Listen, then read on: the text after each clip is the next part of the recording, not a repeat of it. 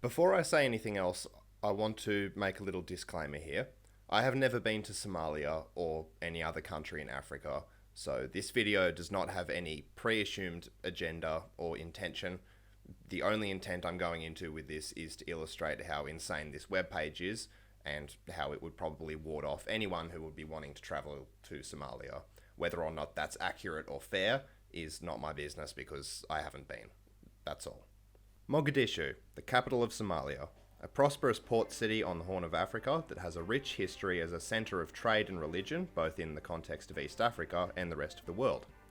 For a small part of its contemporary history, Mogadishu has fallen victim to armed conflict and civil unrest owed largely to opposing governmental regimes and interactions with outside parties such as Ethiopia and the USA. Let us assume the role of a particularly intrepid traveller seeking to plot their way through Somalia or on a trip centring around Somalia. For the sake of argument, let's say they're from the US. They look up Somalia travel information and they find this, the US Department of State's official travel advisory page for Mogadishu. We're going to look through this and see how it measures up to your next Euro summer or honeymoon away in Mykonos. Somalia Travel Advisory. Do not travel to Somalia due to crime, terrorism, civil unrest, health issues, kidnapping, piracy, and lack of availability of routine consular services. Violent crime such as kidnapping and murder is common throughout Somalia. Illegal roadblocks are widespread. The US government has extremely limited ability to help US citizens in Somalia because there is no permanent consular officer in Somalia, including the Somaliland region. If a traveller's passport is lost, stolen, or expires, or the traveller becomes destitute, the US government may be unable to assist. So, if you get mugged and your passport gets stolen, you might be on your own if you're from the US. Some schools and other facilities act as rehabilitation centres and de-westernisation camps. These facilities exist throughout Somalia with little or no licensing and oversight. Reports of physical abuse are common. People also report being held against their will in these facilities. I don't know if this is just for children or also for travellers. It's probably for the second one, but that's definitely frightening to think about.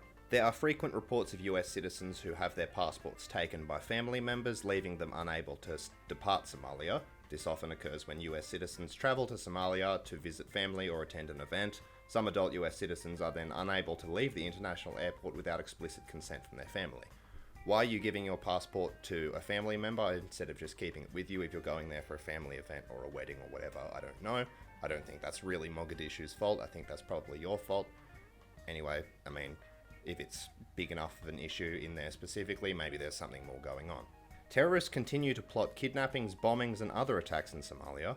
They may attack with little or no warning, targeting airports, seaports, government buildings, hotels, restaurants, shopping areas, other places that attract large crowds and tourists, government, military, and other convoys, using car bombs, suicide bombers, individual attackers, and rocket fire, among others. Terrorist attacks involving the indiscriminate use of explosive devices and other weapons can take place anywhere in Somalia at any time without warning.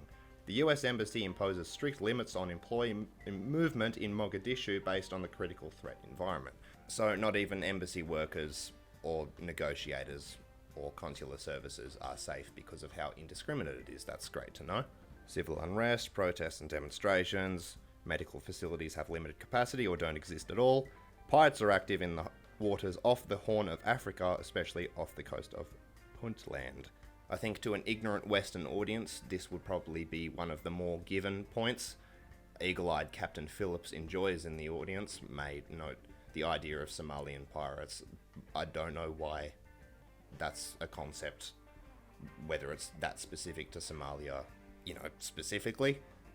But I think at this point, if you're choosing to go sailing off the coast of Somalia, you should be subject to whatever happens to you in the end. Now we get to the really interesting part. If you decide to travel to Somalia, review your personal security plan. Make a plan to exit Somalia if the situation gets worse. Identify multiple options for leaving Somalia and know the entry requirements for US citizens into neighbouring countries. Avoid sailing near the coast of Somalia and review the live piracy report. Again, probably more of a given. Draft a will and designate appropriate insurance beneficiaries and/or power of attorney. Discuss a plan with loved ones regarding care and custody of children, pets, property, belongings, non-liquid assets, funeral wishes, etc. I think this is the one that really stuck out to me. If you're traveling somewhere and one of the almost requirements of traveling there so you can be fully prepared is to draft a will. You know, obviously, maybe you should have a will wherever you go, but if that's necessary, I think, at what time can so few words speak so many? Share important documents, log in information and points of contact with loved ones so that they can manage your affairs if you are unable to return as planned to the United States. Again, about the personal security plan with an employer or host organization, communication plan with family, identify key sources of possible assistance for you and your family in case of emergency, appoint one family member to be the point of contact with hostage takers and media, appoint a family member to be the contact for the US and host country government agencies and members of Congress if you are taken hostage or detained. What? Discuss a proof of life protocol with your loved ones so that if you are taken hostage, your loved ones can know specific questions and answers to ask the hostage takers to be sure that you are alive and to rule out a scam. What? Leave DNA samples with your medical provider in case it is necessary for your family to access them. Leave your expensive and sentimental belongings behind, enroll your trip in the State Department's Smart Traveler Enrollment Program, and erase any sensitive photos, comments, or other materials from your social media pages, cameras, laptops, and other electronic devices.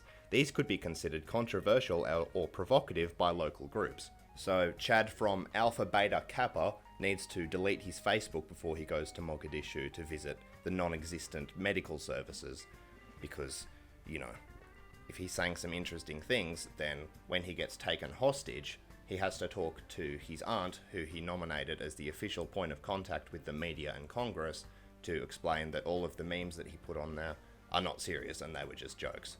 What is he doing here? What is anyone doing here? Again, I want to make it very clear that Somalia, from researching it for this video, seems like a really fascinating place, but reading a page like this, especially if you're from the US, why would you go there? That was it. I just find that page funny, to be honest. If you're in Somalia, if you're watching from Somalia, I hope you're okay, man.